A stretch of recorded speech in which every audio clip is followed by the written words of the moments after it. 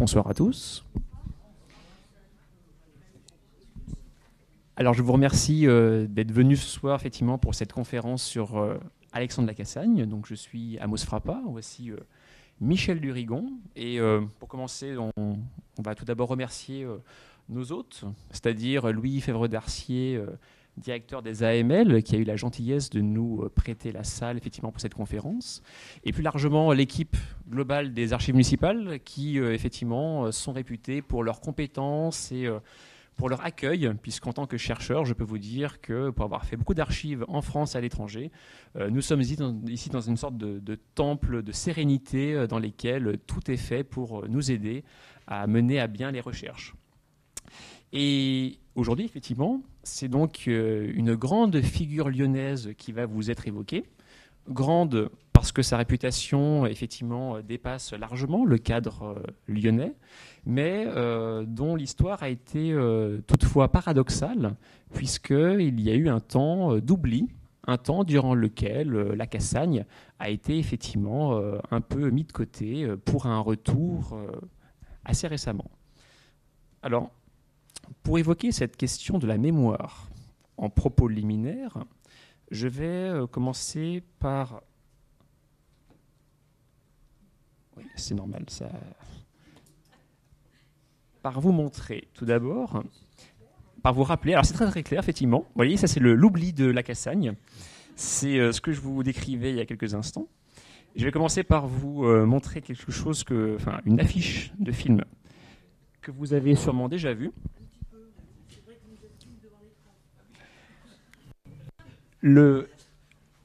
Merci Michel. Le film en question, le voici.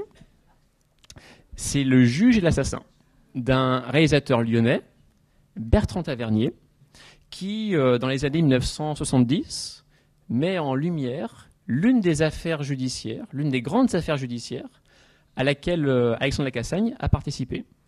Alors, pour planter le décor, l'action se passe en Rhône-Alpes actuel, dans l'Isère principalement, avec un tueur en série, celui qui est considéré comme étant le premier tueur en série de l'histoire, Joseph Vacher, qui parcourait effectivement les campagnes de la région et qui égorgeait les bergers, les bergères, d'où son surnom de tueur de bergères. Et donc dans ce film de Tavernier, effectivement, vous voyez que les deux héros, les deux protagonistes principaux, sont d'une part le juge Fourquet, qui est incarné à l'écran par Philippe Noiret, et effectivement Joseph Vacher, le tueur, incarné par Michel Galabru. Pourtant, il y a bel et bien eu aussi Lacassagne. Lacassagne qui a été l'un des experts, et même on va dire le principal expert, qui a permis de mettre effectivement en accusation Vacher en démontrant que la folie supposée qu'il prétextait était complètement inexistante, puisque Vacher il avait développé un argument qui consistait à dire que c'est Dieu qui lui parlait, et que c'est Dieu qui inspirait ses meurtres. Et donc les experts qui ont été mandatés pour étudier son cas mental, car à l'époque il y avait déjà une question de responsabilité, eh bien, ont été amenés à se prononcer sur sa santé mentale ou effectivement sur sa folie. Et après une expertise collégiale qui a été menée à Troyes, effectivement, eh bien, c'est la bonne santé mentale de Vacher qui a été effectivement mise en évidence. Et c'est pour cela qu'il a été condamné pour ses crimes, même si votre réaction lorsque j'évoquais son nom montre qu'il a marqué l'histoire. Donc là, c'est vraiment effectivement le trou noir mémoriel, le moment où Lacassagne disparaît un peu des écrans. Alors, c'est étonnant parce que figurez-vous qu'au même moment, ce Lacassagne, à Lyon, était honoré. Honoré parce qu'on renommait le lycée de la rue Charial en son nom. Donc c'est un lycée, effectivement, qui est non loin du cours Lacassagne et qui, encore aujourd'hui, effectivement, porte son nom alors que les élèves, et je peux vous en parler parce que je suis enseignant, méconnaissent effectivement qui était Lacassagne. Et c'est assez étonnant, puisque si on retourne 20 ans en arrière, eh bien on se rend compte que Lacassagne était étonnamment plus connu. Alors je veux pour preuve une série télévisée que vous avez peut-être connue qui s'appelait « En votre âme et conscience ». En votre âme et conscience, c'est si vous voulez, rejouer les grands procès historiques de la fin 19e et du début du 20e siècle. Donc c'est une série qui a été lancée en 1955 et qui a duré quasiment 15 ans, donc elle a eu un succès assez grand. Donc elle a été lancée sur la RTF, puis ensuite l'ORTF. Et vous aviez, lors de l'épisode 9, effectivement, la Cassagne qui était le grand héros d'une autre affaire qu'on évoquera brièvement, qui est l'affaire Gouffé. Alors, l'affaire Gouffé, l'affaire de la Malagoufée, c'est une affaire qui est parisiano-lyonnaise, qui se déroule à peu près au même moment que celle de l'affaire Bachet. Donc, pour aller un peu vite, c'est une malle qui a été découverte à Millery. Millery, au sud de Lyon, lorsqu'on va en direction de Givors. Une malle dans laquelle on découvre un paquet un peu étonnant. Le cantonnier ouvre le paquet et c'est un cadavre. Un corps en décomposition qui est là depuis très longtemps. Donc l'expert lyonnais, qui n'est pas la Cassagne d'ailleurs, qui va sur la scène effectivement de découverte de cette malle, estime effectivement que la mort est assez récente et qu'il n'y a pas eu effectivement il n'y a pas d'indice qui pourrait effectivement déterminer l'identité de la personne, parce que le corps est trop décomposé et qu'il a fait effectivement un long séjour après le décès. La Cassagne, lui, va intervenir dans cette affaire comme second expert. Un expert qui, plusieurs semaines après effectivement la première autopsie, va intervenir pour chercher à savoir qui est cet inconnu qu'on a trouvé au sud de Lyon. Et c'est par cette seconde expertise, dans des conditions dantesques, parce qu'il faut avoir en tête cette décomposition avancée, cette odeur pestilentielle et cette difficulté à déterminer effectivement la première forme que ce corps pouvait avoir, eh bien, il va réussir à mettre en corrélation cette découverte avec une disparition qui avait eu lieu à Paris quelques temps plus tôt, la disparition de l'huissier Gouffé. Et la sûreté parisienne, alerté par cette découverte de la Cassagne, vient à Lyon et c'est comme cela que l'enquête réelle commence et qu'on découvre peu à peu que les deux meurtriers de ce pauvre huissier étaient Gabriel Bompard et Michel Hérault, un couple qui effectivement en voulait à l'argent de Gouffé et qui à ce moment-là d'ailleurs sont partis en Amérique du Sud en cavale pour tenter d'échapper à la police. Et donc c'est effectivement quelques temps plus tard que d'abord Gabriel Bompard puis Hérault seront capturés et ramenés en France pour être jugés et condamnés. Et bien donc cette affaire qui est au centre d'un des épisodes de En votre âme et conscience, eh bien fait la part belle à la Cassagne. On y voit le grand homme qui expose comment il a réussi effectivement à mener à bien son expertise et le juge effectivement dans cette série est tout à fait élogieux à son égard. Donc en gros, ce que je veux vous démontrer, c'est qu'il y a eu une espèce de pic de popularité de la Cassagne qui correspond aux années 50, suite auquel il y a eu ensuite une espèce d'oubli. Un oubli qui a duré à peu près 20 à 25 ans, avant qu'il y ait une sorte de retour de mémoire et une sorte même d'omniprésence, dont nous sommes d'ailleurs les acteurs, puisque effectivement, sans ce retour de mémoire, nous ne serions pas là aujourd'hui pour vous en parler. Donc, tout le but de cette conférence, c'est de chercher un peu à comprendre pourquoi il y a eu cette histoire de mémoire particulière, qui était la Cassagne, qu'est-ce qu'il a pu apporter, qu'est-ce qui a pu expliquer cet oubli, et finalement, qu'est-ce qu'on peut aujourd'hui en tirer comme héritage, puisque Michel Durigon est médecin légiste et il aura effectivement non pas la vision d'un historien comme moi, mais la vision d'un expert, d'un professionnel de la santé et une vision par conséquent complémentaire. Alors, évidemment, la Cassagne, c'est avant tout pour nous un Lyonnais. Nous en sommes très fiers. Pourtant, il faut savoir qu'il n'est pas originaire de Lyon. Il est originaire de Cahors, puisqu'il est né effectivement dans les années 1840 à Cahors, où il a passé son enfance, une enfance dans un milieu tout à fait modeste, puisque ses parents tenaient effectivement un hôtel de poste, et il va s'engager assez rapidement dans une carrière de médecin militaire qui va le conduire jusqu'à Strasbourg où était effectivement l'école de santé militaire. Alors évidemment, si je vous dis école de santé militaire, vous pensez peut-être à celle que nous avons effectivement à côté du Vinatier aujourd'hui et qui effectivement est l'héritière de cette école qui auparavant était à Strasbourg et qui a été ensuite à Montpellier. Alors Strasbourg, évidemment, vous le savez, c'est une région frontalière qui a été au centre de conflits entre la France et la Prusse, qui devient l'Allemagne.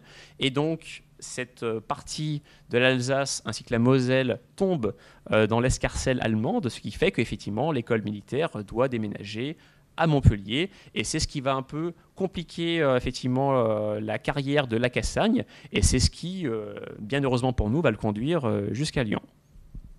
Alors,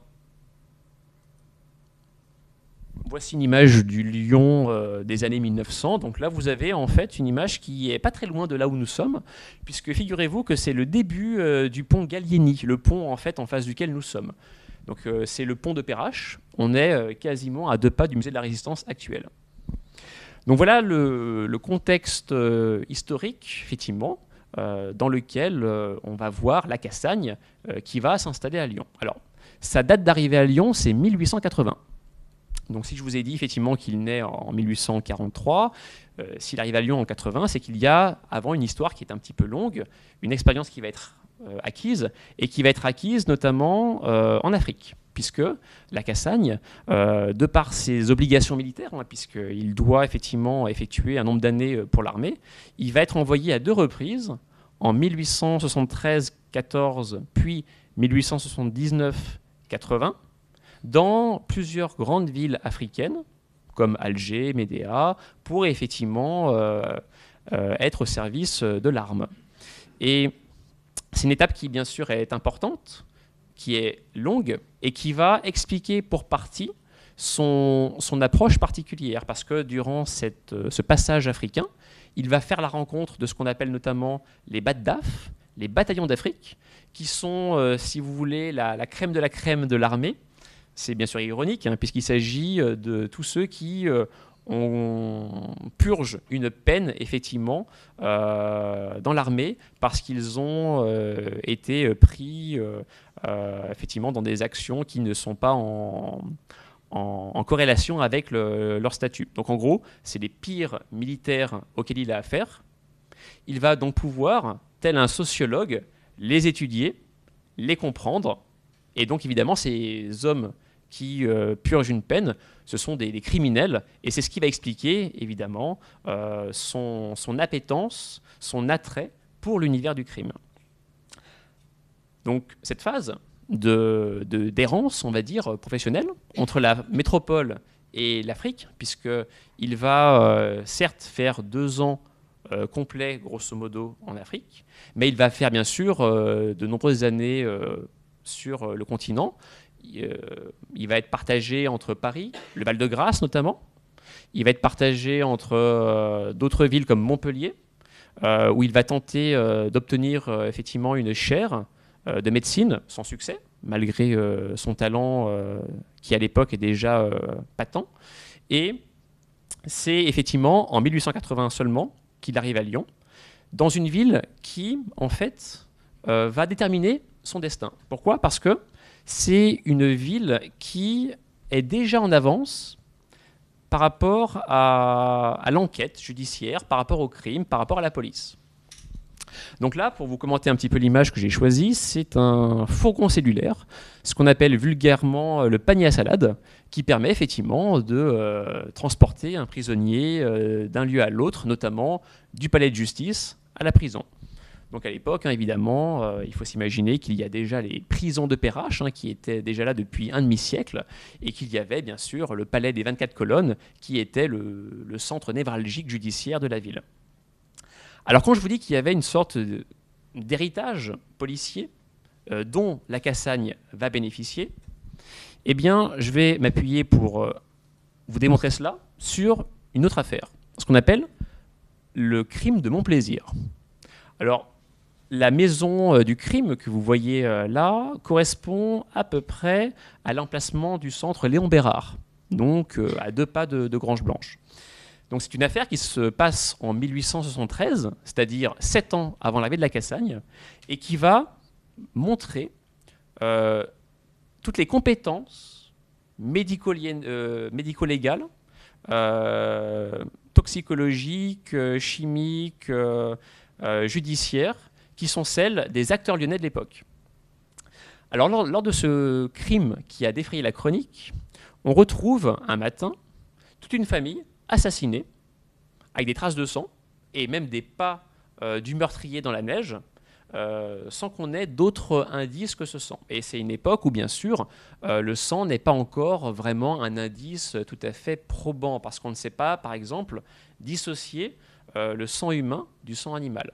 Donc c'est déjà bien d'avoir cet indice, mais ce n'est pas suffisant. Et donc, le juge qui va hériter du dossier va faire appel aux meilleurs experts lyonnais, parmi lesquels un certain Émile Gromier. Émile Gromier, c'est le prédécesseur de la Cassagne. C'est le grand médecin légiste. Et d'ailleurs, les Gromier, c'est une famille de médecins légistes très célèbres qui exerce depuis le début du siècle, puisque effectivement, de père en fils, eh bien, on reproduit un peu cette maîtrise de l'art médico-légal. Donc Gromier est appelé à intervenir, de même que Étienne Ferrand, qui est le grand chimiste lyonnais de l'époque, qui est une sorte de Sherlock Holmes, effectivement, avant l'heure. Je vais vous démontrer pourquoi, ainsi que d'autres. Alors, pour vous dire à quel point on a poussé l'enquête à l'époque, on a fait une maquette de la maison pour essayer de mieux comprendre le parcours du meurtrier. On a aussi fait des expertises chimiques sur les vêtements, sur les souliers, sur toutes les traces organiques qu'on a pu relever. On a aussi fait des moulages de plâtre dans la neige. Donc bref, c'est un peu effectivement l'effervescence des compétences lyonnaises de l'époque. Et quand je vous parle de l'analyse chimique, vous avez par exemple ce billet de banque, donc là c'est un facsimilé qui a été donc reproduit, avec ici une tache de sang effectivement qui avait été laissée par le meurtrier. Et donc c'est l'une des pièces à conviction qui va permettre de mener à bien l'enquête. Et donc c'est Étienne Ferrand, le chimiste de l'équipe, qui va être chargé d'expertiser cette pièce à conviction. Alors le suspect en question, c'est un ami de la famille. Parce que autant vous dire que lorsqu'il y a un crime, eh bien, le criminel n'est jamais très loin. Donc je ne veux pas vous effrayer, mais attention à vos proches. Donc ce meurtrier, Seringer, eh bien, c'est lui qui, pour l'argent, c'est souvent l'argent ou l'alcool qui détermine les crimes, c'est lui qui, effectivement, va choisir de tuer l'ensemble de la famille alors qu'il vient manger régulièrement depuis Marseille, qui est son lieu d'habitation habituel. Et lorsque la police va l'arrêter, parce qu'elle va assez rapidement quand même se rendre compte qu'il est lié à la famille, eh bien, elle va trouver sur lui du sang, et notamment, effectivement, ce billet qui est maculé de sang. Et donc, c'est Ferrand qui va faire l'expertise et qui va être chargé de déterminer si, comme le prétend Seringer, c'est bien du sang qui aurait coulé de son nez lors d'une rixe qu'il aurait opposée à un marin à Toulon. Et c'est un rapport de quasiment 50 pages que Ferrand rend à l'époque sur ce maigre indice, et c'est ce qui va contribuer effectivement à permettre au juge de faire condamner Seringer, qui sera bien sûr guillotiné.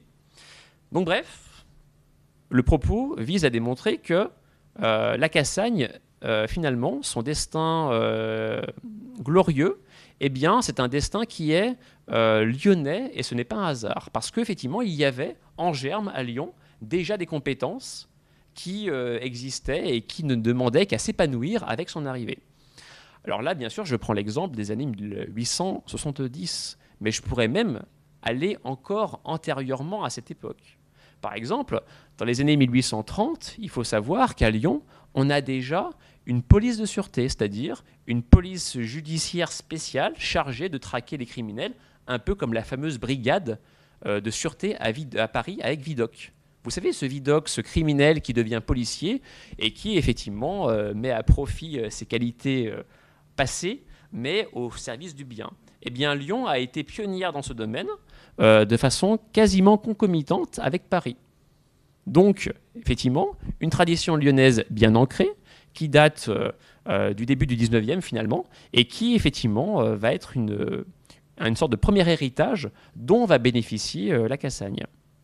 Autre héritage dont la Cassagne bénéficie, c'est ceci, ce qu'on appelle la phrénologie, la science des crânes, ou la cranioscopie. Alors, c'est effectivement l'idée qu'il existe, au niveau du crâne, des formes qui peuvent permettre de déceler effectivement les aspérités de l'âme. C'est-à-dire de savoir effectivement si vous avez une tendance peut-être à l'avarice ou une tendance à la jalousie et je pense que vous avez compris là où je voulais en venir, une tendance au meurtre, car ça peut arriver malheureusement. Et cette phrénologie qui a été théorisée par un certain Franz Gall, alors c'est pas Franz Gall, hein, attention, ne vous méprenez pas, c'est un scientifique suisse du début du 19e siècle, et c'est lui qui a élaboré cette théorie, qui va faire florès jusqu'aux années 1860, avant de tomber un peu en déshérence, puisque à partir de ce moment-là, on va avoir des critiques qui vont émerger pour contester cette corrélation si directe entre le crâne et les tendances criminelles ou autres de tout à chacun. Et donc, pourquoi la Cassagne hérite de cette tradition que je prétends être lyonnaise? Parce que à Lyon, il va y avoir un médecin qui va être le mari de la veuve de Gall. Car lorsque Gall disparaît, il lègue tous ses biens à sa veuve, et cette veuve se remarie avec un médecin lyonnais qui meurt vers 1851, c'est-à-dire durant le coup d'État de Napoléon III. Et donc, cette collection qu'un médecin lyonnais a héritée, eh bien, c'est la future faculté de médecine de Lyon qui va en hériter. Et comme la Cassagne va arriver à Lyon en 1880, eh bien, c'est lui qui va être le récipiendaire de cet héritage, effectivement, pseudo-scientifique. Parce que pour nous, évidemment, c'est une chose qui n'a pas lieu d'être en science. Et je vous disais que c'est en 1860 à peu près que cette science, du moins que cette pseudo-science est désormais contestée. Mais il faut savoir qu'en France, effectivement, elle a duré encore quelques années, à tel point que, si vous êtes curieux, vous pouvez aller voir dans Bécassine. Alors, j'ai bien dit Bécassine, effectivement, puisque dans le volume sur Bécassine durant la Grande Guerre, publié en 1917, eh bien, vous avez, au tout début du volume, le professeur proéminent qui ausculte Bécassine et qui, effectivement, découvre au niveau du crâne des bosses et estime que Bécassine est une perverse et qu'elle, effectivement, a un problème psychologique. Bon, c'est vrai qu'elle a un problème psychologique, mais en tout cas, c'est bien sûr pour se moquer de la phrénologie, mais ça vous montre quand même qu'en 1917 encore, eh bien, on connaît cette science et qu'il y a encore des gens qui s'y intéressent. Donc, l'héritage de cette phrénologie va entrer en résonance avec l'intérêt de la Cassagne pour les criminels, puisqu'il va, en cherchant à étudier les criminels, chercher à comprendre l'origine du crime et chercher à comprendre la manifestation du crime, les éléments visibles qui montreraient effectivement qu'il y a des tendances criminelles. Et la théorie qu'il va bâtir, et qui est basée sur la phrénologie, c'est qu'il y a des zones, effectivement, du crime. Alors, du coup, je vais me lever un peu pour vous montrer ces zones du crime, pour que vous puissiez voir si vous avez effectivement des tendances criminelles. Il estime que, effectivement, vous avez une zone pariétale, et là je parle sous contrôle médical pour voir si je suis bon effectivement dans la localisation des zones, une zone pariétale qui serait le siège des instincts animaux, des instincts de sauvagerie, et qui expliquerait pourquoi nous avons des réflexes parfois incontrôlés. Vous avez effectivement ensuite une sorte de zone plutôt centrale qui serait l'instinct de l'action. Et enfin, une zone frontale qui finirait effectivement cette espèce de géographie du crime, qui serait une zone de l'intellect, et qui effectivement expliquerait plutôt les phénomènes de criminels qui seraient tellement fous qu'effectivement ils accompliraient des crimes un peu comme le prétendait Vacher, parce que des voix leur parlent ou parce qu'effectivement, ils ont quelque chose en eux qui ne relève pas de la raison. Parce qu'évidemment, chaque zone correspond à un criminel particulier. Donc là, vous auriez le criminel de la folie, là, vous auriez le criminel qui tue par sauvagerie, et là, vous avez le criminel, effectivement, qui est intelligent et qui commet un crime de raison. Et évidemment, à cette géographie du crime correspond une réponse pénale que là aussi la Cassagne théorise. Il estime que les criminels qui sont fous ou qui sont sauvages, grosso modo, ne sont pas sauvables. Et que pour eux, une seule solution existe, c'est la relégation ou la mort. C'est pour cela que la Cassagne va être l'un des grands défenseurs de la relégation, c'est-à-dire le fait d'envoyer effectivement au bagne les criminels les plus durs pour effectivement sauver les bonnes gens de ces actes effectivement qui ne peuvent pas être corrigés. Et c'est comme cela qu'on estime que la Cassagne va être l'un des artisans de cette fameuse loi de 1885, qui est la loi de relégation, qui permet effectivement aux juges d'envoyer en Guyane ou en Nouvelle-Calédonie, effectivement, les personnes qui sont insauvables et qui ne pourraient pas être réintégrées. Et cette loi de 1885 est intéressante parce qu'on estime aussi que c'est par son amitié politique avec Léon Gambetta que la Cassagne va arriver à ses fins. Puisque, effectivement, Gambetta est lui aussi originaire de Cahors. Il est un peu plus âgé que la Cassagne et les deux hommes se sont connus, même s'ils sont de génération effectivement un petit peu décalée, et ils sont en lien durant la fin du XIXe siècle.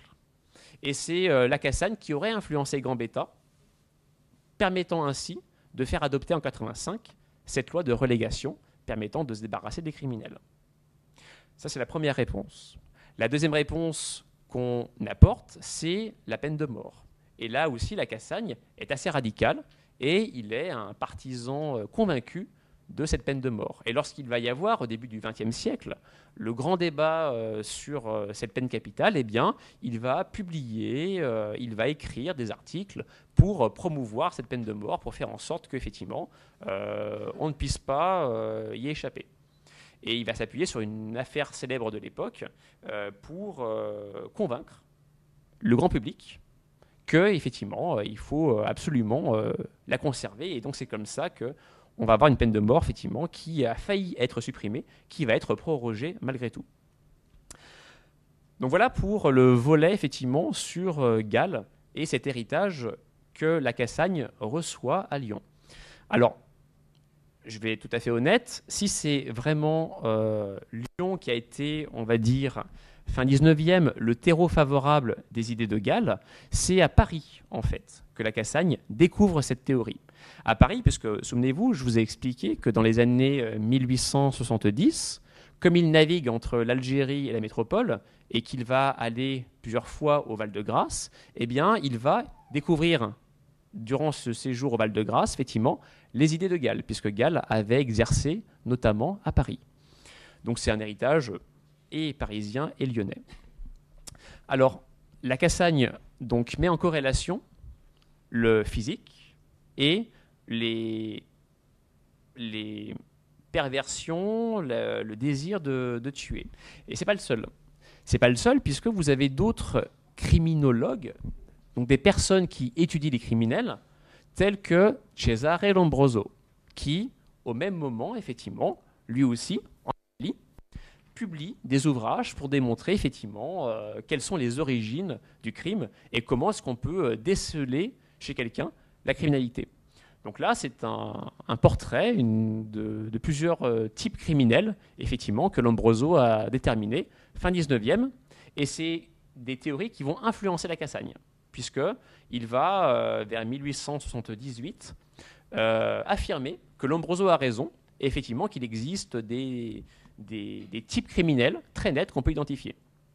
Mais, évidemment, cette époque de la fin 19e est une époque aussi où les nationalismes sont puissants. Et c'est peut-être l'une des raisons qui va expliquer qu'il va y avoir une sorte de divorce entre Lombroso et la Cassagne, puisque la Cassagne, dès 1882, c'est-à-dire 2 ans après son arrivée à Lyon, donc il y a une corrélation très nette entre l'arrivée de la Cassagne à Lyon et le fait qu'il change d'avis sur Lombroso et sa théorie du criminel, eh bien dès 82, la Cassagne estime que Lombroso se trompe. Et c'est la naissance de 2 écoles de criminologie. L'école italienne, qui met en avant ce qu'on appelle le criminel né, c'est-à-dire que vous êtes criminel parce que vous le portez en vous, c'est atavique, et la théorie du milieu, c'est-à-dire que vous avez effectivement une espèce de gène que vous portez, mais c'est le milieu familial où vous vivez, qui va déclencher ce gène et qui va faire que vous allez effectivement tomber dans le piège du crime. Donc, théorie du milieu, la Cassagne, contre théorie effectivement de l'atavisme, Lombroso. Et c'est important parce qu'évidemment, c'est quelque chose qui va faire connaître la Cassagne. Parce que dans une science, quelle qu'elle soit, dès que vous prétendez défendre un argument complètement novateur et qui contredit d'autres scientifiques, on parle de vous, il y a un débat, et bref, vous êtes effectivement dès lors connu. En tout cas, si je parle d'héritage, il y a donc effectivement également un héritage italien à prendre en compte qui est diffusé au même moment dans la région milanaise, puisque Lombroso effectivement exerce à Milan. Avec Lombroso, d'ailleurs, la Cassagne partage autre chose. Il partage l'idée, la conviction que les tatouages sont également un indicateur du penchant criminel. Puisqu'il y a, chez les criminels de la fin 19e, une tradition qui consiste à effectivement arborer des tatouages qui montrent, en l'occurrence ici, le parcours africain, puisque effectivement on voit un peu les étapes par lesquelles le criminel en question est passé. On voit aussi effectivement souvent des illustrations qui sont liées aux femmes. Donc là, j'ai choisi volontairement une illustration tout à fait, entre guillemets, soft, mais il y a bien sûr des tatouages qui sont un peu plus provocants, on va dire. Et Lombroso, puis ensuite la Cassagne, vont publier des ouvrages, des articles cherchant à comprendre un peu ces tatouages. Et ça va être effectivement l'une des grandes spécialités de la Cassagne et de tous ses élèves, d'étudier un peu effectivement en quoi ces marques sur la peau peuvent démontrer quelque chose par rapport au crime. Donc, en clair, la Cassagne est un pur produit lyonnais. C'est-à-dire qu'il hérite effectivement d'un contexte lyonnais favorable, mais aussi tout de même d'apports qui sont parisiens, qui sont suisses avec Gall, qui sont italiens avec Lombroso. Et bien sûr, lorsqu'il va arriver à Lyon en 1880 et qu'il va hériter de tout cela, il va très vite s'intégrer effectivement à la ville et au milieu médical lyonnais. Alors, Madeleine Rollet, fille du grand chirurgien lyonnais Rollet, effectivement, va devenir sa femme quelques années après son arrivée. Et ça va être, c'est toujours les femmes par lesquelles on s'agrège à une société, c'est effectivement la première étape, si vous voulez, par laquelle la Cassagne va vraiment prendre racine à Lyon, puisqu'il va se lier avec les élites lyonnaises. Alors, les élites médicales, évidemment, mais aussi les élites politiques, puisque il y a aussi un homme qui monte à l'époque en puissance, c'est un certain Édouard Herriot. Édouard Herriot, qui est ici au centre de l'image et qui va, suite à une espèce de surprise, puisque son prédécesseur va partir pour Madagascar, remplaçant le général Gallieni, d'ailleurs, eh bien, il va hériter effectivement du fauteuil municipal et devenir le plus jeune maire quasiment en 1905. Eh bien, ce Herriot va assez rapidement entrer dans le cercle relationnel de la Cassagne, puisque les deux hommes partagent des convictions politiques assez voisines, des convictions qui les ancrent dans la gauche de l'époque, puisque c'est l'époque où il y a l'affaire Dreyfus, évidemment, et les deux vont être des Dreyfusards convaincus. Ils vont être proches de la Ligue des droits de l'homme, qui apparaît fin 19e, et c'est par ce double lien médicales et politiques qu'ils vont très vite, effectivement, devenir amis, puisque Herriot, lui aussi, épouse la fille d'un grand médecin lyonnais, la fille Rebattel, et c'est comme ça, effectivement, que les deux hommes deviennent intimes. Et cette évocation est là pour vous montrer comment, effectivement, Lacassagne, même s'il n'est pas d'origine lyonnaise, devient très vite un vrai Lyonnais, mais c'est aussi pour vous montrer comment Lacassagne va peut-être être amené à bâtir quelque chose de durable à Lyon par cet entre-gens qui va effectivement être le sien à très peu de temps, quasiment après son arrivée. Et là, bien sûr, j'en viens à son côté fondateur, puisque la question c'est quelle marque va-t-il laisser effectivement sur la capitale des Gaules après son arrivée. Donc là, vous l'avez effectivement dans son cabinet, hein, mais bien sûr à la fin de sa vie. Alors, l'œuvre de Lacassagne, c'est bien sûr, dès 1886, cette revue, Les archives de l'anthropologie criminelle. Car il est, avant tout, un criminologue, c'est-à-dire quelqu'un qui étudie des criminels pour comprendre comment ils fonctionnent. On distingue criminologie, l'étude des criminels, et la criminalistique, l'étude des moyens qui permettent d'appréhender les criminels. En gros, les médecins et la police, si je schématise. Et donc, il va en devenir l'un des 3 directeurs, et c'est ce qui va faire sa renommée. Sa renommée parce que c'est une revue qui est diffusée par-delà les frontières hexagonales et qui va effectivement diffuser les idées de ce que j'ai appelé tout à l'heure l'école lyonnaise. C'est-à-dire que lorsque Lacassagne rompt avec Lombroso, eh bien, c'est cette revue qui va devenir un peu la caisse de résonance de cette rupture. Et c'est comme ça, effectivement, qu'il va être connu comme étant le chef de file de l'école lyonnaise de criminologie. Alors, c'est notamment dans cette revue qu'il va se faire l'écho de ses grandes expertises. Alors, l'une des grandes expertises dont il va faire la publicité, c'est cette grande affaire qui est celle de la mort de Carnot, le président de la République.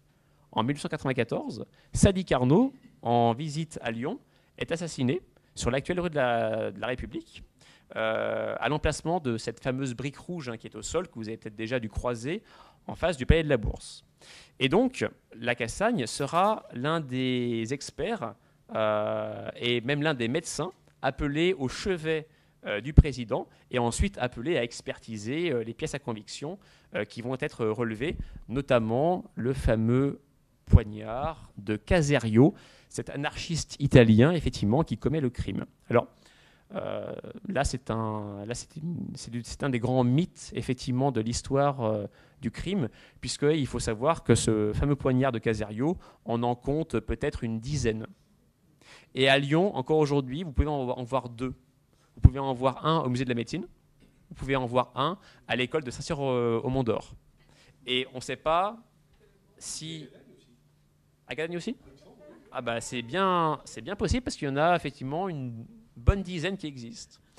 On ne sait pas lequel est le bon. Le bon, en fait, pour être honnête, a sûrement été détruit. Donc on pouvait effectivement, pendant très longtemps, sur les quais de Saône, acheter la réplique du poignard. Et en tout cas, effectivement, Lacassagne a été appelé à expertiser notamment les traces de sang qui ont été relevées sur le président défunt. Donc là c'est une image que j'ai prélevée dans les archives d'anthropologie criminelle et qui vous montre effectivement comment Lacassagne a réussi à diffuser ses idées et à devenir le grand homme connu par-delà les frontières françaises. Alors, c'est également, effectivement, dans cette revue qu'il va diffuser ses grandes expertises, des grandes affaires criminelles, outre celle, effectivement, de la mort de Carnot. Alors là, je vous ai choisi une autre affaire que je n'ai pas encore évoquée, c'est celle de l'assassin Ricchetto. Luigi Ricchetto, c'est l'équivalent, si vous voulez, de Vacher, mais pour le quartier de la Guillotière. Car c'est un tueur en série, mais qui est en pleine ville et qui sévit dans les années 1890 et qui est finalement condamné au début du XXe siècle.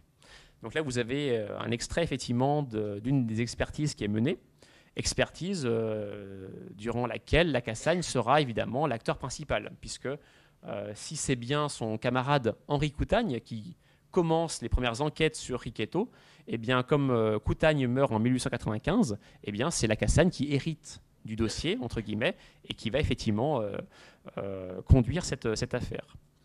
Et cette affaire est un cas intéressant puisqu'il montre en quoi la Cassagne est un novateur, en quoi il va créer quelque chose. Il va créer parce qu'il va avoir une approche tout à fait originale pour l'époque. Alors là, vous avez une victime de Riquetto, une femme, la veuve Catino, qui va être retrouvée coupée en morceaux, parce que Riquetto est un dépeceur, il coupe ses victimes, du moins la plupart.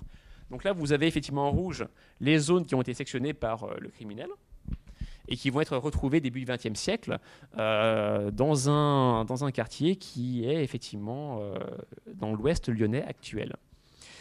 Et là, ce qui est intéressant à remarquer sur cette image d'archive, c'est le crâne. Le crâne où on voit effectivement une sorte de point rouge qui est en fait la partie qui va intéresser la Cassagne, puisque la veuve Catino a été assommée et tuée avec un marteau, avec un violent coup asséné sur la tête. Et la Cassagne va chercher à reproduire dans son laboratoire de médecine légale le coup mortel. Et il va le faire en récupérant des cadavres de personnes qui ont un âge proche et qui ont une corpulence proche pour tester effectivement et voir si c'est bel et bien ce geste qui a entraîné la mort. Donc là, il le fait pour un coup de marteau, mais il le fait aussi dans d'autres affaires pour des coups de feu, puisqu'il va effectivement tirer sur des cadavres pour voir effectivement comment le corps réagit par rapport à la balle, par rapport à la distance, par rapport à l'angle, par rapport au calibre choisi. Donc c'est quelqu'un qui vraiment met au cœur de sa pratique la fameuse méthode expérimentale de Claude Bernard. En gros, c'est la pratique qui va permettre effectivement de déterminer s'il y a eu effectivement culpabilité ou non du suspect. Donc, c'est un créateur parce qu'il va effectivement mener des expériences originales dans son laboratoire de médecine légale, en s'affranchissant d'ailleurs des règles judiciaires de l'époque, parce qu'évidemment, c'est parce qu'il est à la Cassagne qu'il parvient ainsi à récupérer des cadavres et à s'en servir comme de cobaye pour ses expériences. Mais aussi, c'est aussi quelqu'un qui va être fondateur parce qu'il va transmettre cette approche à ses élèves. Et ses élèves, ils seront très nombreux, puisque effectivement, l'arrivée de la Cassagne à Lyon, en 1880, correspond avec la création de la faculté mixte de médecine et de pharmacie, puisqu'en 1877, 3 ans avant l'arrivée de la Cassagne, on va créer la fac de médecine lyonnaise. Et s'il arrive à Lyon, c'est parce qu'il hérite justement de la chaire de médecine légale. Et donc, étant professeur effectivement de faculté, il va avoir tous les ans des élèves dont il va diriger les thèses, les travaux, et qui vont reproduire un peu sa méthode. Alors parmi ces élèves qui vont effectivement être d'autres fondateurs dans la droite ligne de la Cassagne, vous avez un certain Florence.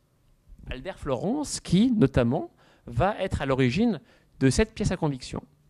Alors là, c'est une affaire qui se déroule dans le Beaujolais en 1894-95. C'est une affaire de meurtre, là encore, où le meurtrier a posé sa main ensanglantée sur un tronc d'arbre. Donc là, vous avez l'écorce de l'arbre qui a été découpée et qui a été effectivement exploitée comme pièce à conviction. Et bien sûr, si je vous parle d'empreintes de main, vous pensez peut-être à empreintes digitales, car c'est la grande époque durant laquelle on va effectivement découvrir, entre guillemets, l'intérêt de ces traces dites papillaires. Et évidemment, si vous êtes amateur de séries policières, vous savez que pour une empreinte digitale, il faut une surface lisse. Or, là, c'est de l'écorce, c'est une surface qui est rugueuse et qui ne peut pas permettre de mettre en évidence ces fameuses empreintes digitales. Parce qu'à l'époque, on les connaît. C'est tout nouveau, mais on les connaît. Et Florence a cherché à trouver des empreintes digitales, mais il n'a pas réussi. Mais le fait qu'il soit au courant de cette existence de cette nouvelle preuve, et le fait qu'il ait cherché, eh bien, c'est parce que la Cassagne, effectivement, lui avait transmis ce réflexe. Donc ça vous montre bien à quel point, effectivement, l'école, certes, de criminologie, mais aussi l'école médico-légale lyonnaise, est à la pointe à l'époque, et ce, grâce à la Cassagne. Donc, un fondateur qui transmet son savoir-faire, et un fondateur aussi qui va permettre de créer ce qu'on appelle l'Institut médico-légal lyonnais, puisque c'est l'époque, le 19e siècle, durant laquelle il y a ce qu'on appelle la morgue flottante.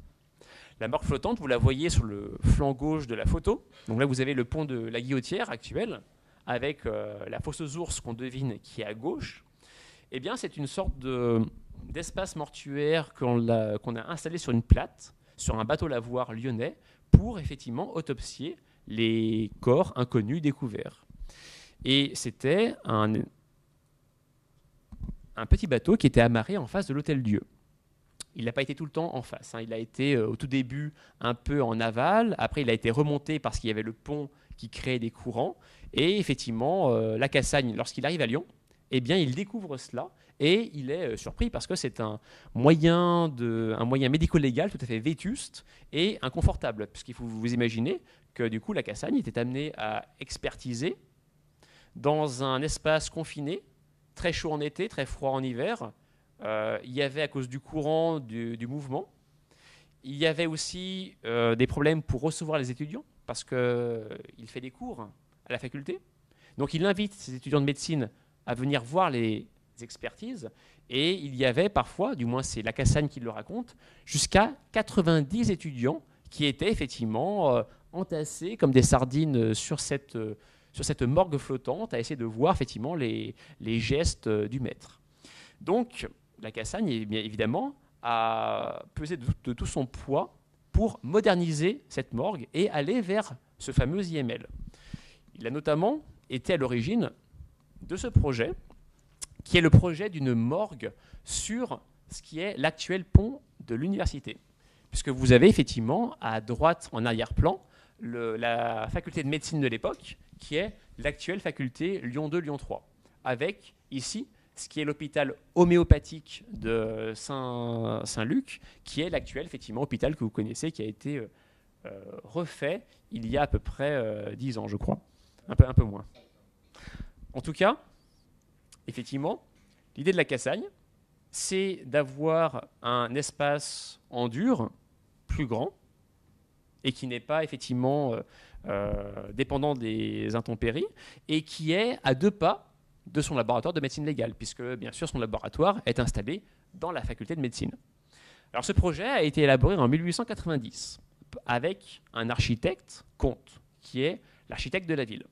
Donc c'est un projet que la Cassagne a bâti et qui n'a pas abouti pour des raisons en fait étonnantes. C'est que le pont n'a pas été fait, car le projet de cette morgue était bien sûr un projet qui était lié au pont, et le pont n'ayant pas pu être finalisé, eh bien le projet a été reporté. La Cassagne, ne s'en laissant pas compter, a ensuite bâti un autre projet qui était de faire une morgue dans la faculté même de médecine. Donc là, vous avez le projet initial qui est beaucoup plus grand que ce qui a été fait ensuite, avec effectivement un espace d'accueil pour le public, un obitoire que l'on voit ici, qui est l'espace réservé pour les populations qui n'ont pas le sou, afin de pouvoir laisser le corps pour que la famille puisse venir se recueillir. Vous aviez aussi un espace pour les frigorifiques, puisque bien sûr, c'est l'époque où on invente, entre guillemets, le frigo pour conserver les cadavres. Le premier usage en France que l'on connaît, c'est 1882, et c'est la morgue de Paris. Et là, nous sommes, lorsque ce projet est bâti, en 1900. Donc effectivement, on a à l'époque déjà 20 ans de retard sur Paris, et on est obligé de conserver les corps de façon un peu artisanale, puisque l'on fait couler de l'eau sur les cadavres pour prolonger un petit peu leur conservation. Alors ce projet, qui est très beau et qui est dans la fac de médecine, n'a pas plus de succès. Pourquoi ? Parce que lorsque l'accord municipal est donné, eh bien, il y a des élections qui sont bien sûr contraires à ceux qui ont été à l'origine du projet, et c'est comme ça que le projet, effectivement, est de nouveau reporté. Et c'est grâce à Herriot, et c'est pour ça qu'il faut effectivement mettre en lien avec ce que je vous disais sur l'entre-gens, sur les relations de la Cassagne, c'est grâce à Herriot que finalement le projet va aboutir plus tard, en 1910, avec effectivement cet IML, dont le cœur se trouve la morgue municipale. Alors ce bâtiment, vous pouvez encore le voir aujourd'hui, sauf que le morgue municipal a été effacé et qu'il y a des fenêtres qui ont été murées. Mais c'est sur l'actuelle rue Pasteur, je crois, l'ancienne rue de Béarn, qui est derrière la fac. Pardon ? Voilà, donc 74, on a le numéro même exact, qui n'a pas été détruit, mais qui n'est pas visitable et qui, bien sûr, n'a plus de traces, en tout cas, de cette époque durant laquelle la morgue était en dur et était effectivement dans la faculté même de médecine. Donc là, c'est 1910, c'est en fait l'époque quasiment de la retraite de la Cassagne, car il part en 1914 avec la Grande Guerre. Donc, en fait, la morgue en dur, l'IML a été un peu, si vous voulez, l'aboutissement de son œuvre, là où vraiment il a réussi à faire entrer la médecine, effectivement, lyonnaise dans la modernité, avec du retard, par contre, sur, effectivement, Paris. Alors, évidemment, évoquer le rôle fondateur de la Cassagne, c'est aussi, par conséquent, évoquer ce qu'il a laissé, c'est-à-dire quel est son legs. Alors, son legs, son héritage, est bien sûr très discutable, parce que c'est jamais évident de savoir qu'est-ce qu'il est resté de l'œuvre d'un homme quelques 100 ans après sa mort, puisque la Cassagne, il meurt en 1924, suite à un accident automobile, il va être écrasé, enfin il va en tout cas être heurté par un véhicule, et donc effectivement il était à l'époque jeune retraité puisqu'il avait pris sa retraite 10 ans avant. Alors le legs, parlons-en un petit peu. Le plus évident peut-être, c'est cette fameuse maison d'édition qui s'appelle Édition La Cassagne. En fait, c'est Louis Roche, le directeur de l'IML lyonnais à partir de 1953, qui va lancer cette collection à peu près 10 ans après, avec son argent d'ailleurs, son propre argent. Parce qu'évidemment, l'IML lyonnais est l'héritier direct de la Cassagne. Alors, l'IML lyonnais, c'est encore ceci. C'est-à-dire que là, vous avez l'amphithéâtre de dissection, qui est donc avenue Rockefeller, à Grange-Blanche, là où il y a encore effectivement l'IML. Eh bien, cet IML, effectivement, eh bien, c'est l'œuvre de la Cassagne. Parce que les élèves médecins légistes que sont Étienne Martin, ou encore Jacques Bourret, Louis Roche, etc., etc., jusqu'à aujourd'hui, effectivement, sont des acteurs qui revendiquent l'héritage de la Cassagne. La Cassagne, dans la faculté de médecine, est encore un totem, est encore une référence respectée, et quelqu'un qui, effectivement, est estimé comme étant l'un des grands-pères fondateurs de la médecine légale française et, en l'occurrence, lyonnaise. Autre héritage, visible encore aujourd'hui de la Cassagne, c'est notamment ce musée d'histoire de la médecine, qui existe toujours et qui est là aussi à Grange-Blanche, à 2 pas de l'IML, et qui a été fondé par la Cassagne en 1902. Parce qu'à la fin de sa carrière, lui qui était féru d'histoire, voulait effectivement conserver les belles pièces pour comprendre l'histoire du crime et comment effectivement on avait pu mettre en œuvre des méthodes plus modernes pour appréhender les criminels. C'est un musée donc, qui est encore visitable et dans lequel vous pourrez voir par exemple ceci, qui est une armoire sur laquelle ont été apposés des portraits d'assassins, ou plutôt des portraits de criminels types. Car là, vous avez effectivement la fameuse photo profil, parce que vous savez qu'il y a, fin 19e, l'invention de ce qu'on appelle la photo face profil pour identifier un peu mieux les criminels. Alors là, évidemment, la Cassagne s'est prêté au jeu et il a fait sa propre photo anthropométrique où vous avez effectivement la face, le profil. Et cette photo, il l'a faite avec son ami Alphonse Bertillon. Alphonse Bertillon, parisien, qui est le fondateur et du coup qui est devenu directeur de l'identité judiciaire parisienne.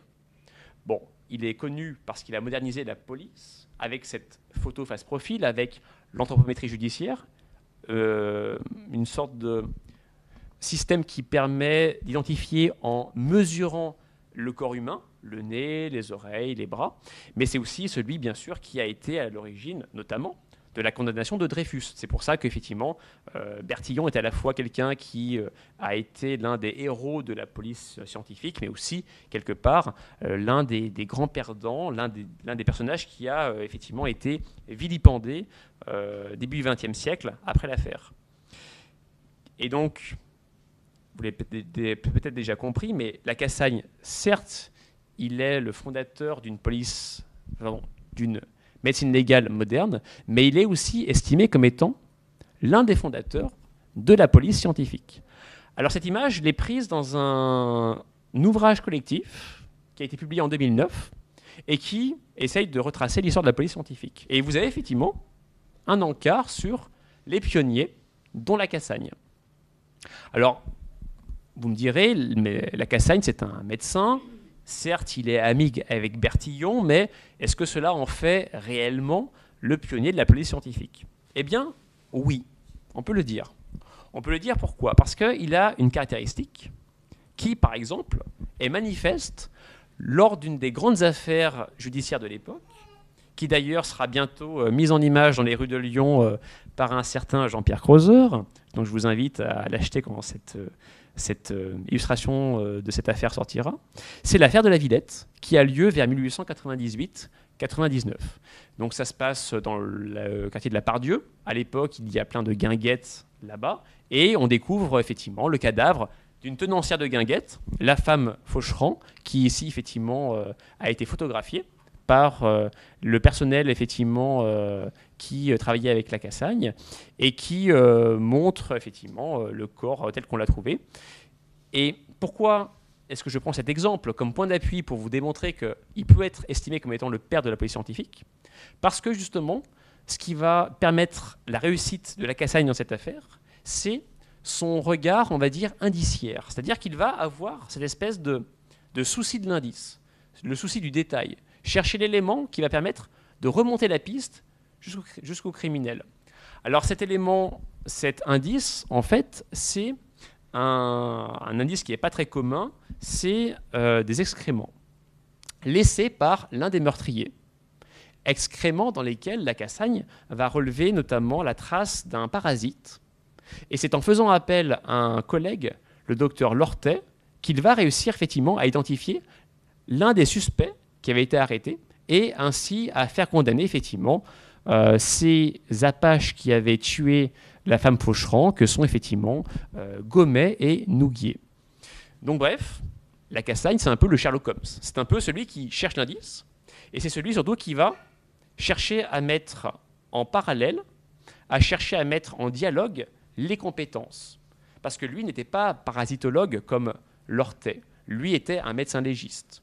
Mais il va briser les barrières entre les grands domaines scientifiques pour aller vers la vérité effectivement policière. Et ça, c'est, si vous voulez, l'une des grandes modernisations de la police scientifique qui a eu lieu depuis à peu près les années 90. En gros, années 70-80 en France, on estime qu'il y a une crise de la police scientifique. Crise qui serait due à une espèce de cloisonnement des compétences. En gros, les policiers tourneraient le dos aux scientifiques. Et il y aurait deux camps dans les laboratoires de police scientifique.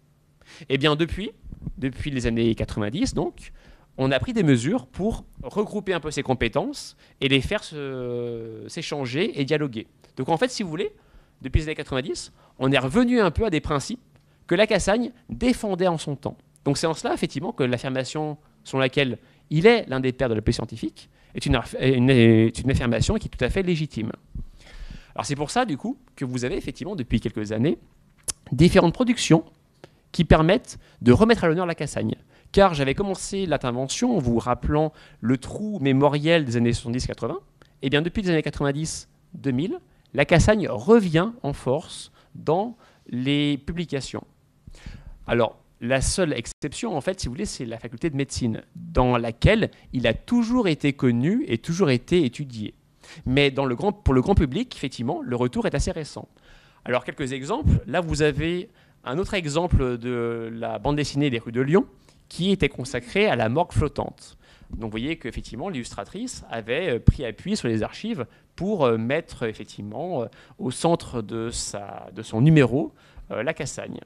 Vous avez également, plus récemment, dans un autre domaine, Colin Gattel, qui a publié un roman dans lequel on voit la Cassagne et on voit effectivement son savoir-faire. Et c'est intéressant parce que Colin Gattel s'est appuyé sur des archives pour justement essayer d'approcher un petit peu en quoi la Cassagne était un novateur.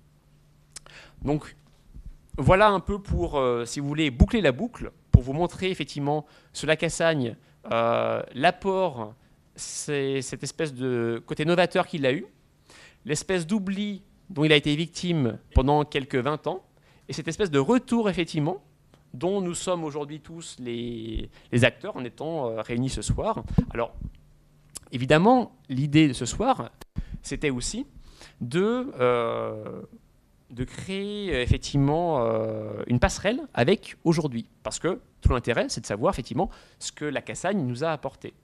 Alors, c'est là où je vais me tourner effectivement vers Michel Lurigon, donc qui va tout d'abord se présenter et qui va peut-être nous dire un petit peu comment il perçoit avec ses collègues médecins légistes la Cassagne et comment effectivement il perçoit les évolutions de la médecine légale. Vous pourrez l'applaudir, hein, c'était formidable, non?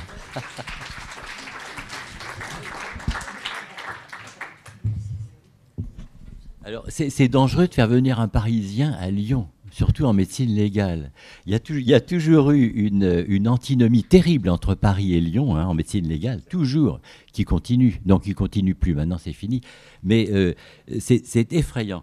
Alors, me présenter, on est à combien de temps? 10 minutes? Un quart d'heure? 10 minutes? Ben non, parce que... ah oui, je regardais en bas, je regardais... Alors, bon, moi je suis à la retraite depuis maintenant presque 10 ans, c'est terrible, hein, ça va vite. Et mon parcours est simple, 68, je commence la médecine légale à Paris. Donc à Paris, 68 c'est vieux, hein, vous vous souvenez, non vous vous souvenez pas, certains se souviennent de 68 mais et des événements, donc 68, et je suis donc ancien régime, ça change souvent, et j'ai fait de la médecine légale, à l'époque la spécialisation se faisait sous forme d'un certificat d'études spéciales, il n'y avait pas d'internat qualifiant, c'est relativement récent l'internat qualifiant, c'est une réforme qui a maintenant une vingtaine d'années. Donc sauf cas particulier, on avait une spécialité ou pas, on faisait le certificat d'études spéciales de médecine légale et ensuite on faisait éventuellement de la médecine légale.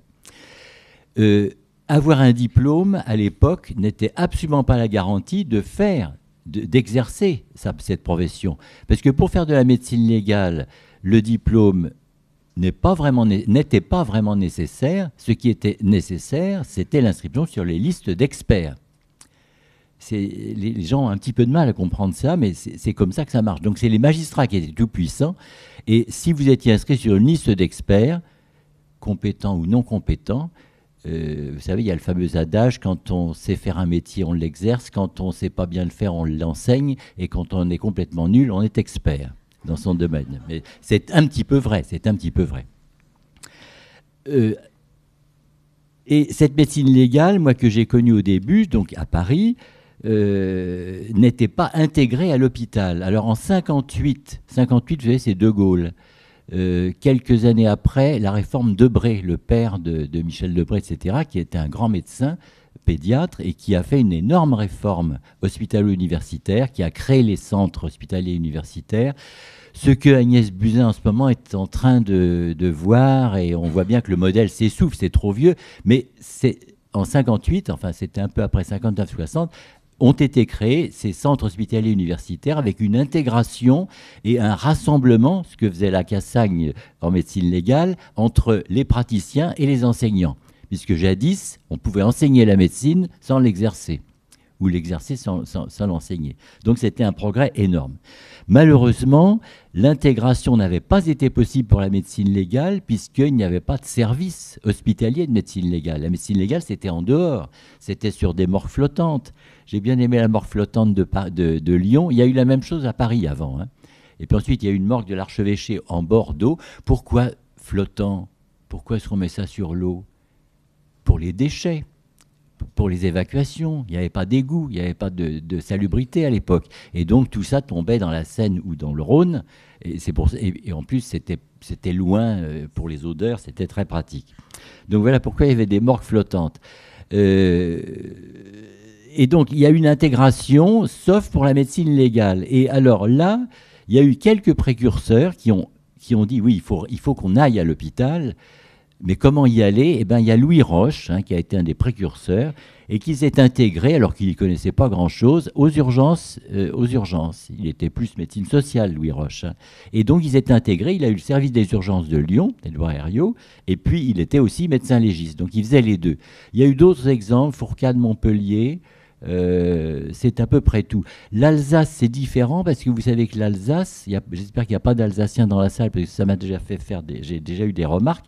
L'Alsace n'est pas complètement la France pour beaucoup de choses, pour la sécurité sociale, pour le clergé et pour la médecine.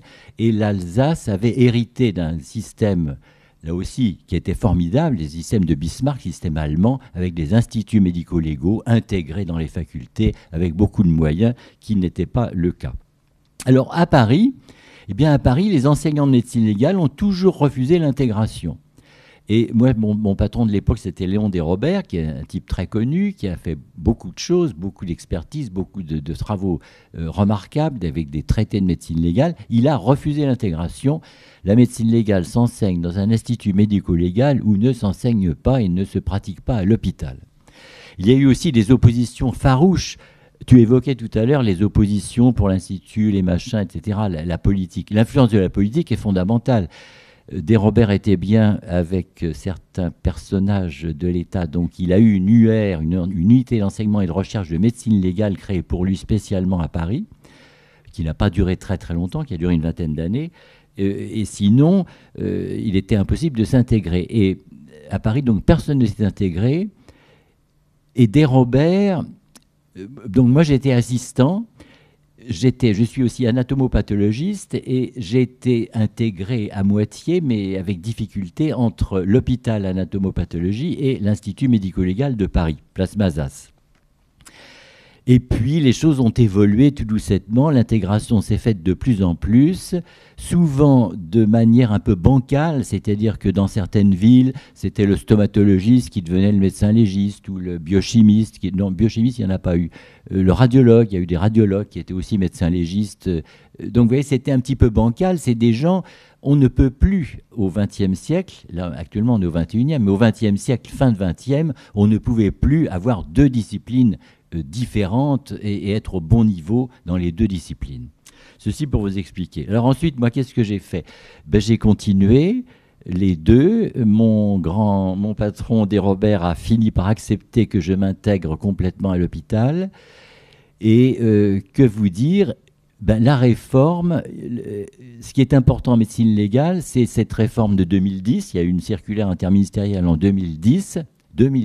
40 ans de travail, 40 ans d'efforts pour convaincre les politiques, etc., pour pouvoir intégrer la médecine légale à l'hôpital. Et depuis 2011, la médecine légale, il y a des services de médecine légale dans la plupart des centres hospitaliers universitaires, et la médecine légale a échappé à son autonomie qu'elle avait auparavant. Il y a en France 30 instituts médico-légaux, celui de Lyon, mais qui a déménagé aussi, là qui déménage. Il y a 30 instituts médico-légaux et puis un certain nombre de services pour la médecine légale clinique, puisque les médecins légistes font aussi de la clinique de constat de violence pour les gens vivants. Tu as présenté Lacassagne comme un criminologue. C'est vrai qu'il était criminologue, très criminologue. En France, il y a eu au début du XXe siècle quelques médecins légistes criminologues avec des psychiatres. Dans le temps, la médecine légale était très liée à la psychiatrie. À Lyon, vous avez eu notamment Collin, par exemple, qui est mort il y a quelque temps. C'était très lié parce qu'effectivement, les fous, les assassins, c'est pas normal de tuer, alors que c'est banal de tuer. On tue tous les jours, banalement. Qu'on ait une bosse ou pas de bosse, il y a toujours eu des criminels. La peine de mort ne sert à rien, on le sait bien. Enfin, tout ça. Alors, c'est vrai que l'image de Lacassagne, peine de mort, c'est un tout petit peu choquant actuellement, mais il faut se remettre dans son contexte. Le pauvre à l'époque, on comprend. La relégation, on ne va pas faire de politique, mais il y a beaucoup de gens qui pensent qu'actuellement encore, ça serait pas mal de les mettre sur une île déserte, enfin pas complètement déserte. Il y a eu la même chose pour le sida il y a quelques années. Oh là là, les sidéens, on va les envoyer peut-être pas en Nouvelle-Calédonie, mais, mais ailleurs. Donc tous ces relégués, ben, ils ont fait des enfants hein, en Nouvelle-Calédonie, en Guyane. Ben, ils sont gentils, non? Je ne sais pas. Je sais pas. Il n'y a pas d'hérédité, bien sûr, criminelle. Ça serait formidable hein, s'il y avait une hérédité criminelle, mais pour l'instant, on n'a pas trouvé. Donc l'évolution a été très très lente. Police scientifique, la Cassagne, police scientifique, oui, c'est vrai qu'il a certainement développé, été à l'origine de la police scientifique. Là aussi, en France, on a été pas très en avance. Moi, quand j'étais jeune, il y avait une bataille permanente entre le laboratoire de police scientifique. Il y avait 5 LIPS, laboratoires interrégionaux de police scientifique en France. Et c'était la bataille permanente entre Lyon et Paris, régulièrement. Donc, les gens de Lyon faisaient une expertise balistique. Or, le magistrat n'était pas content que ça ne marchait pas bien. On envoyait à Paris qui démolissait l'expertise et vice-versa, régulièrement. Mais ça, c'est le problème de tous les experts. Vous savez que quand on est expert, on aime bien de temps en temps se payer son collègue quand il a fait une petite bêtise. Donc l'évolution a été très lente et la police scientifique a échappé complètement à la médecine légale. Complètement. Alors, Amos a bien expliqué la différence entre criminologie et criminalistique. La médecine légale ne fait pas de criminalistique, un petit peu, mais pas beaucoup, ni de criminologie. La criminologie, c'est fini. On n'en fait plus du tout. Aucun médecin légiste ne fait de criminologie. Les spécialistes, tu parlais des serial killers. Bon, Stéphane Bourgoin, il n'est pas médecin, il s'occupe beaucoup, il connaît très bien ces problèmes-là. Donc la criminologie, c'est fini. Et puis la criminologie, vous savez, ça a beaucoup déçu quand même. On pensait qu'il y aurait des théories, qu'on pourrait améliorer les choses. C'est comme la pénologie. C'est décevant. On n'a rien inventé de mieux ou de pire que la prison. Et on n'a pas beaucoup évolué. On n'a pas beaucoup évolué. Il y a eu vol au-dessus d'un nid de coucou, les lobotomies frontales, vous vous souvenez, ça n'a pas été non plus très très bien. Et en médecine légale, donc l'évolution est récente, 2010, je vous le disais, la création des services. Et actuellement, les médecins légistes français, y compris à Lyon, s'occupent uniquement des cadavres et de la médecine légale clinique des victimes de violences. Alors, c'est sûr que c'est pareil, on ne peut pas tout faire bien. Donc, dans les équipes, il y a des spécialisations. Il y en a qui s'orientent plus vers le cadavre. Moi, j'aimais bien les cadavres. Oui, les familles, quelquefois, quand même, c'est difficile. Et puis, ça sent mauvais. Et puis, voilà. Et puis, il y en a d'autres qui préfèrent les violences et s'occuper des violences. Voilà. Alors, la notoriété de la Cassagne. Oui, il y a une place de la Cassagne, une avenue, je ne sais pas. Et je repense à Paris. À Paris, il n'y a rien du tout de médecine légale. Il n'y a pas de médecine légale. Il y a eu des médecins légistes très célèbres à Paris. Louis, Brouardel, Balthazar, polytechnicien, un très très grand nom. Il n'y a pas de place Balthazar. Je crois qu'il n'y a pas à Paris. Je ne sais pas bien. Je ne pense pas qu'on ait fait hommage et qu'on se souvienne d'un médecin légiste parisien comme vous avez l'air de vous souvenir de la Cassagne. Grâce à toi, sans doute, non ? Mais c'est assez étonnant. Et à Paris, récemment, un livre est sorti sur un fameux docteur Paul. Alors, les plus vieux d'entre vous peuvent se souvenir du docteur Paul. Il n'était pas universitaire, il ne faisait que de la médecine légale autopsique et clinique aussi, il faisait de la clinique, il était très riche. Pendant la dernière guerre, il était le seul à avoir une voiture et un chauffeur et de l'essence. On se demande comment il en avait, mais il avait tout ça. Et un livre est ressorti parce que sa fille... Je crois qu'elle n'est pas complètement morte. Elle est du côté de Compiègne et elle a confié ses archives à un médecin qui vient d'écrire un livre sur le docteur Paul qui est bien fait.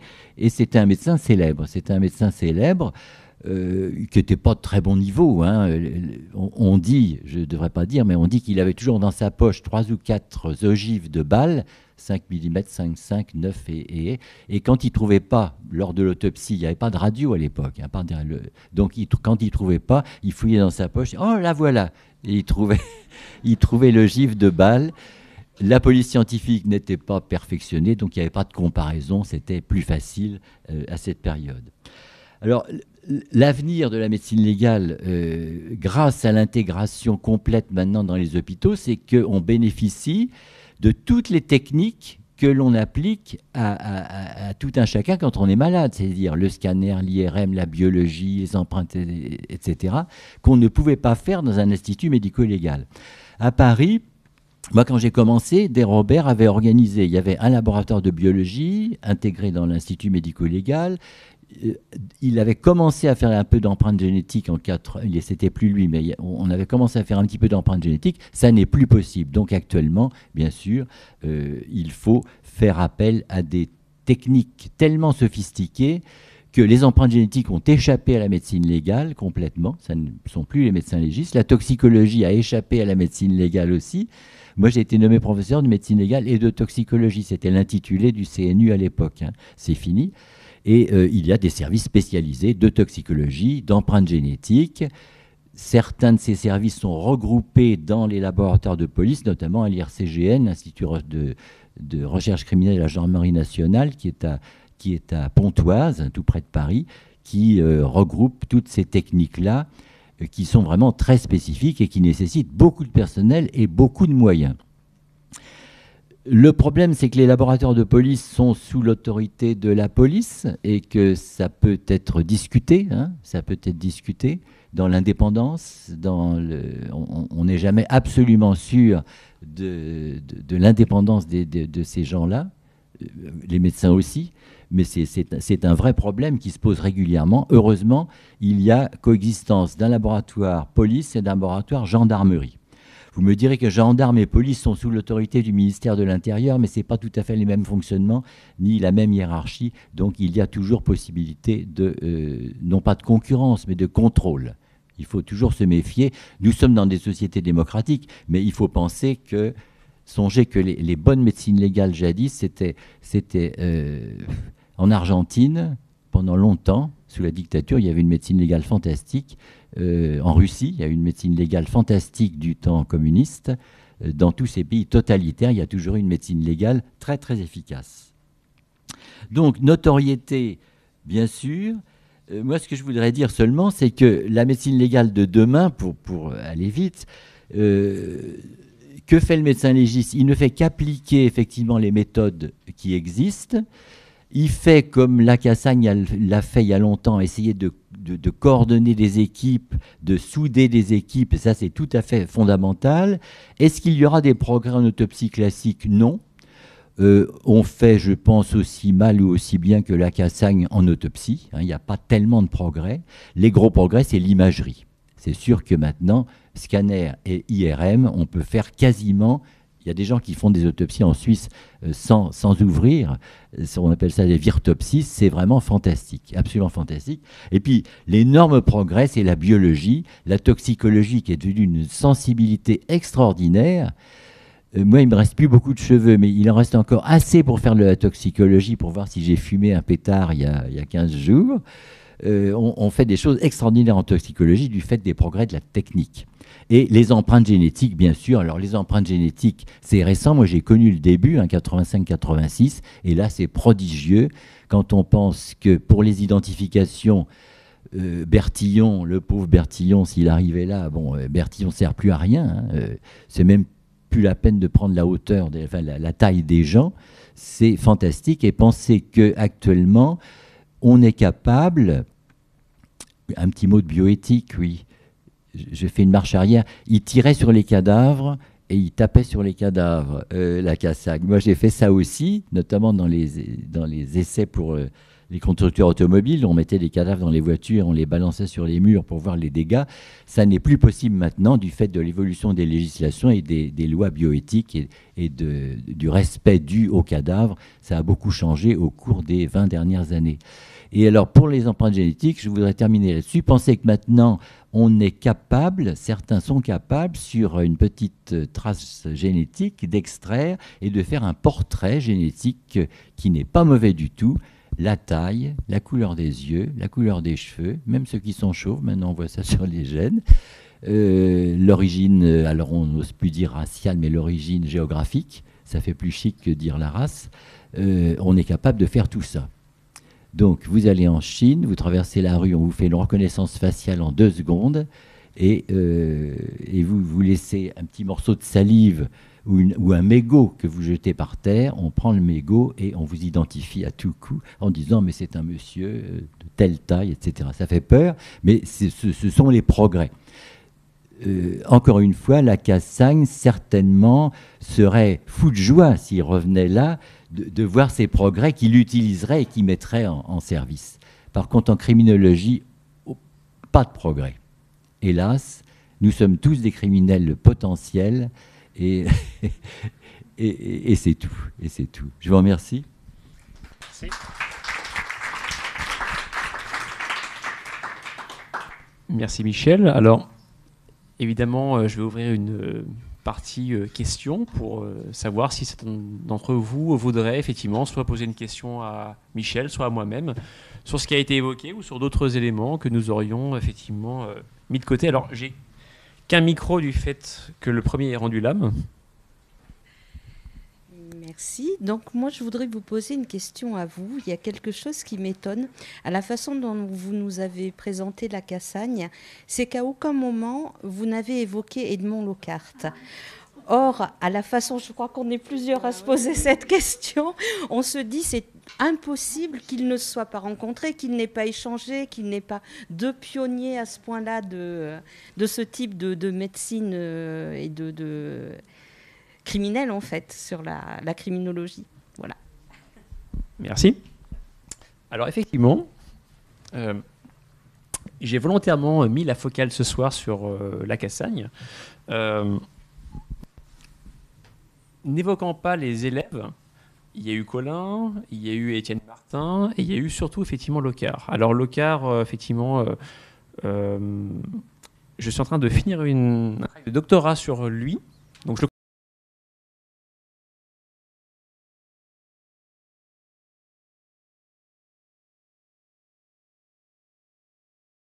le Mésien lyonnais, effectivement, qui est très actif dans ce domaine. Alors, effectivement, Lockhart a longtemps été considéré comme étant le principal successeur de la Cassagne, même par Louis Roche, qui, effectivement, à sa mort en 1966, a déclaré que c'était vraiment lui, le principal héritier.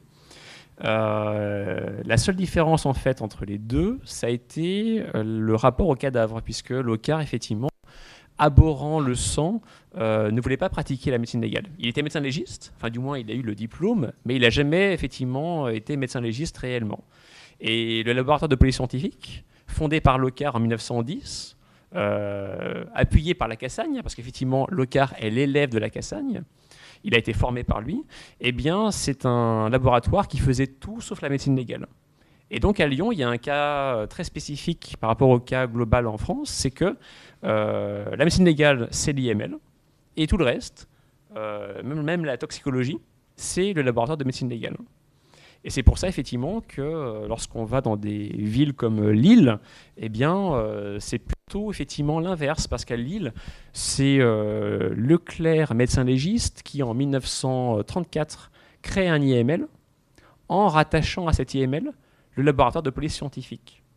Donc Lyon et la séparation entre les deux, effectivement, eh bien, c'est une sorte de spécificité. Mais vous avez tout à fait raison, vous avez bien vu, effectivement, Lockhart est incontournable. Alors, je ne l'ai pas évoqué ce soir, mais c'est vrai que dans les deux livres que Michel et moi vous proposons, et effectivement, en l'occurrence, dans le livre sur la Cassagne, j'y consacre une partie, effectivement, assez importante, parce que c'est un personnage, effectivement, incontournable, tout à fait. Est-ce qu'il y a d'autres questions ?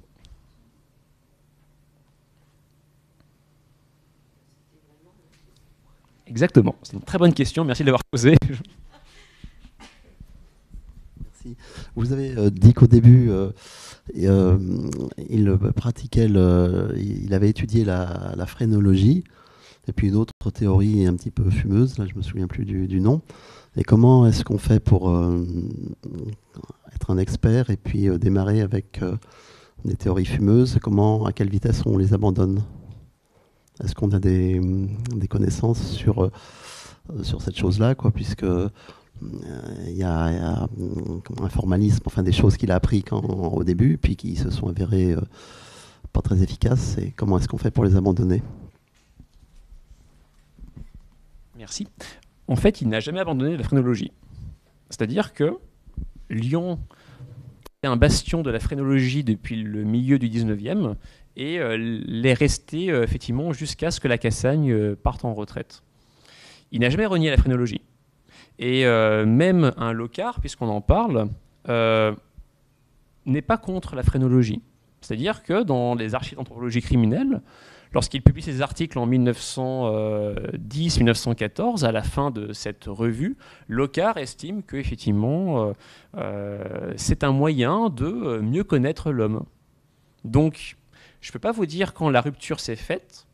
Elle s'est faite globalement en 1860-70, mais à Lyon, on va dire que c'est plutôt effectivement la Grande Guerre qui a été le moment durant lequel il y a eu une bascule, et durant lequel, effectivement, on a tourné le dos à Lyon, à la phrénologie. Mais c'est l'une de ces sciences qui, en fait, a eu une durée de vie très longue, malgré le côté, effectivement, complètement délirant de celle-ci.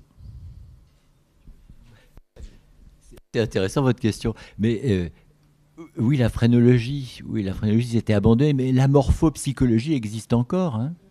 Ça existe encore. Dans les cabinets de recrutement, il y a je sais pas ce que c'est, des morphopsychologues encore, oui. Comme il y a des gens spécialisés qui, sur les empreintes digitales, vont dire « Ah ben non, les boucles à droite, c'est pas bon pour être comptable, il vaut mieux les boucles à gauche. » Oui, ça existe. Et dans les autres théories, de temps en temps, c'est facile à abandonner. Je pense aux meurtriers avec les X double Y. Vous savez, les hommes qui avaient 2 Y. Et pendant un temps, on a dit c'est des violents parce qu'ils sont souvent très grands. C'est un petit peu comme ceux qui ont double X. C'est pareil, c'est des gens qui sont assez grands. Et on a dit ils ont 2 Y. Donc ils ont 2 fois mâles, donc 2 fois plus agressifs. Et ben non, ça a été abandonné parce qu'on s'est aperçu qu'il y en avait d'autres qui étaient gentils comme des moutons. Et c'est pas parce qu'il y en avait eu un qui avait tué 3-4 personnes que donc on abandonne la théorie.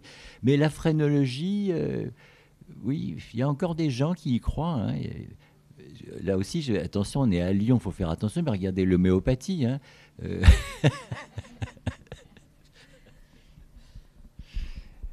Y a-t-il d'autres questions ? Précision peut-être au sabre vaché, à l'autopsie, il a retrouvé une balle dans la tête. Eh bien, écoutez, je vais vous croire. Hein, Au départ, Oui. il voulait suicider, il a tué sa compagne, qu'il a quitté. Il a voulu suicider derrière, il s'est raté, il a raté d'ailleurs sa compagne aussi. Alors, vous voulez dire la personne qui voulait épouser, mais qui a refusé, et effectivement, qui l'a tué au final, bien sûr. Ouais. Et donc, il a essayé de la tuer, se suicider derrière. C'est vrai, il s'est tiré dessus. Ouais. Il s'est raté, et il a toujours dit que c'est à cause de ça, il avait des idées.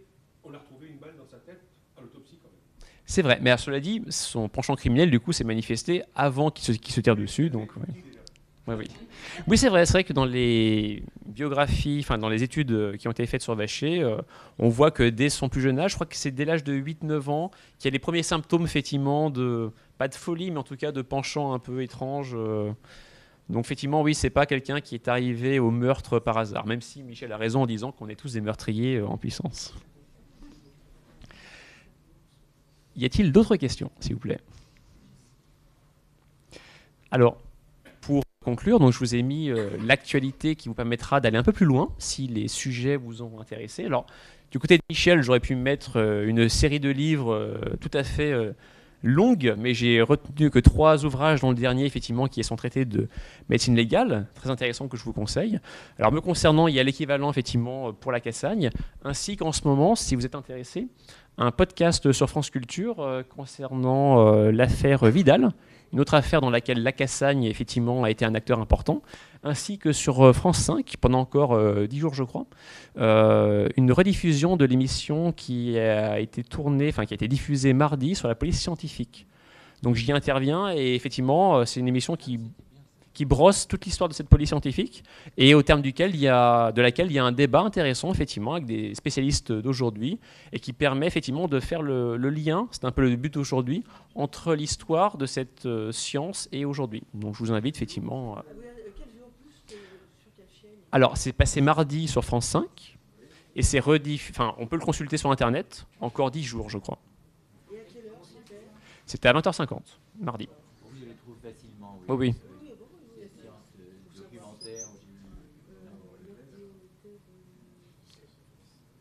Voilà. Et donc, évidemment, on va, pour ceux qui sont intéressés, vous proposer effectivement à la vente les 2 ouvrages en question, avec effectivement petite dédicace si vous souhaitez. Donc, vous êtes les bienvenus. Merci d'être venus.